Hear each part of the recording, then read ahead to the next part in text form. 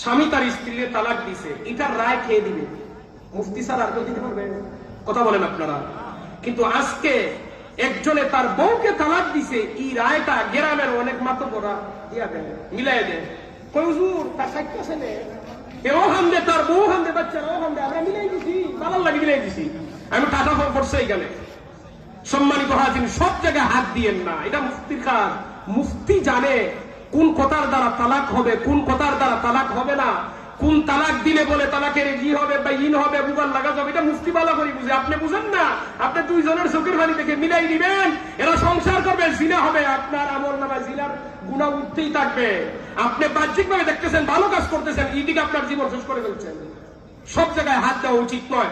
মারামারি লাগছে, আপনি মুরব্বী, বিচারক, মাতব্বর ফয়সালা করে দেন। তালাক শব্দ শুনবেন, বলবেন এটা আমার কাজ না, জলদি করে মুফতির কাছে যান, একটা মাদ্রাসা পাঠাই দিবেন।